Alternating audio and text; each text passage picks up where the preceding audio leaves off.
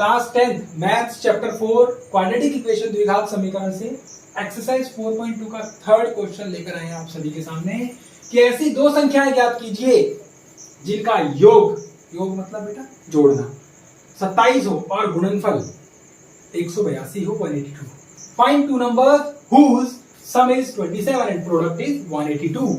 बेटा बहुत ही मजेदार सा क्वेश्चन है ये. क्यों है?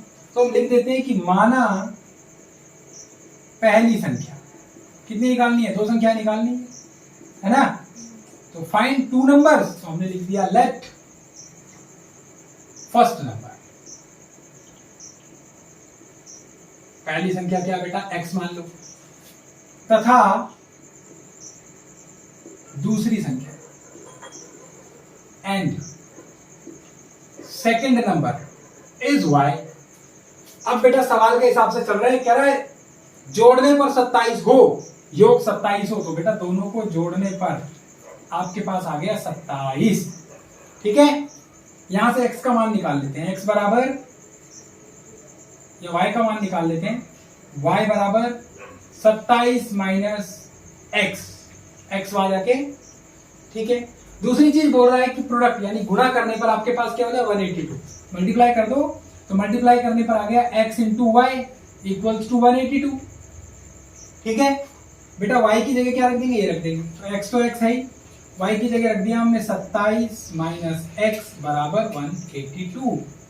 बेटा 27 को x से मल्टीप्लाई किया तो 27x माइनस को x से मल्टीप्लाई किया तो x स्क्वायर बराबर में 182.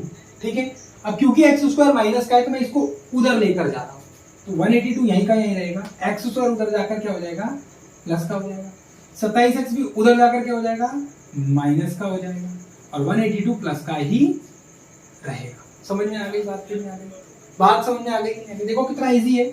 क्या किया, x स्क्वायर को उधर ले गए, प्लस का बना दिया. ये उधर ले गए, माइनस का बना दिया. और 182 को प्लस का. ठीक है, अभी आपके पास में इक्वेशन और बराबर में क्या आ गया बच्चे, 0. तो बेटा अभी तक आपकी ये इक्वेशन हमने तैयार की हैं. अब हम इस इक्वेशन को सॉल्व करके उन दो संख्याओं को निकालेंगे. x का मान यहां से आ जाएगा, y का मान हम दूसरी जगह से निकाल लेंगे. तो आइए यहां इसको हम सॉल्व करते हैं. ठीक है, राम भली करे तुम्हारी. ये देखो भाई, ध्यान दो. तो बाबू इसको इससे 182 गुना करने पर, ये 27 है. 27 के मैंने अभी बताया बहुत ही ज्यादा आसान वाले टुकड़े बनाने. 27 को मैं 15 और 12 के रूप में बांट सकता हूँ. मैंने 15 और 12 के रूप में ना बांट कर मैं इसको 15 और 12 के रूप में बांट देता हूँ. तो बेटा 15 और 12 27 होते हैं. ठीक है, क्योंकि जोड़ने पर 27 और गुना करने पर 182.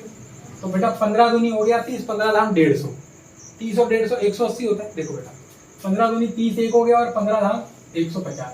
बेटा कितना हो गया, 180 हो गया ना. हमें कितना चाहिए, 182 चाहिए.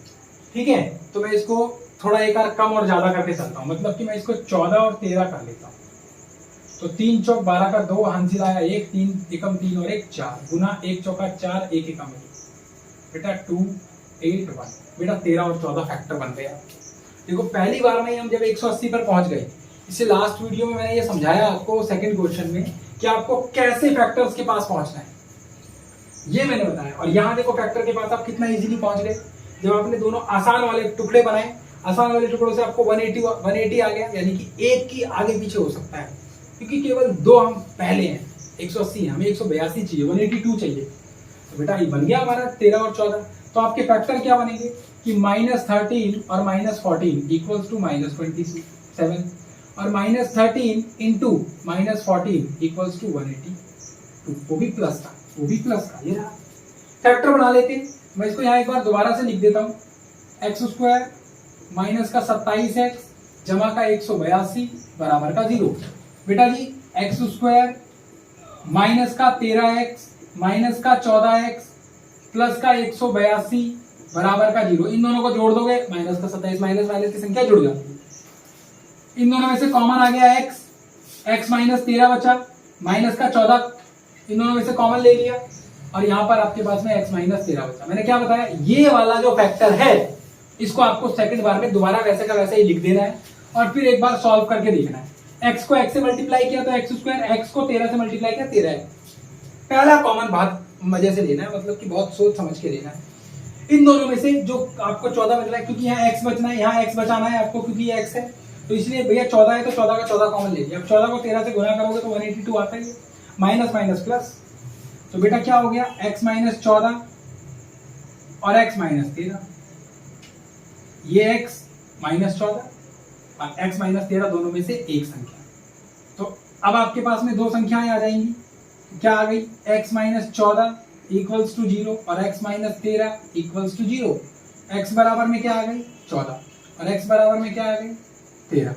तो या तो x का मान 13 है या x का मान 14 है, और अगर x का मान 13 है तो y का मान क्या हो जाएगा, देखो भाई y क्या है 27 माइनस x की जगह यदि आप 13 लगाते हो तो y बराबर क्या आ जाएगा 14 आ जाएगा, और यदि आप x की जगह 14 लगाते हो तो y की जगह आपके पास में 13 आ जाएगा। तो कहने का मतलब है कि ये जो दोनों संख्याएं हैं ये 13 और 14 है, जिनको जोड़ने पर आपके पास में 27 आ रहा है, जोड़ लो, और गुना करने पर कर लो, आपके पास में 182 आ रहा है। समझ में आ रही है कि नहीं आ रही है? अरे भाई समझ में आ रही है, पता लग गया। अब भैया जी कहोगे भैया x बराबर क्यों निकाला और y बराबर, तो भैया देखो यदि x बराबर 13 है तो y 14 है, और यदि x बराबर 14 है तो y 13 है। दिमाग नहीं खराब करेगा, समझ में आ रहा है नहीं आ रहा? तो हमें ये नहीं बोला कि ये है, हमें ये बता दें दोनों संख्याएं कौन कौन सी है। बोल थोड़े ना रखा पहली ऐसी और दूसरी वैसी है, हमने दोनों को बता दिया दोनों कैसी है। समझ गए बात को? बहुत इजी क्वेश्चन था और अच्छे से हो गया। ये हमने थर्ड चैप्टर फॉर्मेट से किया इस क्वेश्चन को, थर्ड चैप्टर फॉर्मेट से। दूसरा भी इसका फॉर्मेट है कि अगर मैं लिख दूं माना पहली संख्या x और दूसरी संख्या क्या हो जाएगी, दूसरी संख्या जो हो जाएगी भैया दोनों को जोड़ने पर 27 है, पहली अगर x है तो दूसरी क्या हो जाएगी 27 घटा x, ये दूसरी संख्या हो जाएगी।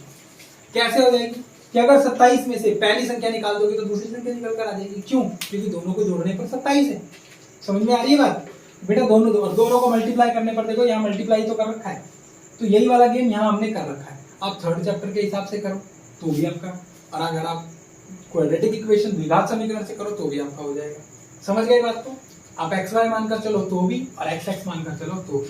समझ में आ गई बात? पहुंचोगे आप द्विघात समीकरण पर ही, अगर आपका सवाल द्विघात समीकरण का है तो। समझ में आ गई बात की नहीं आ गई? नोट करिए फटाक से।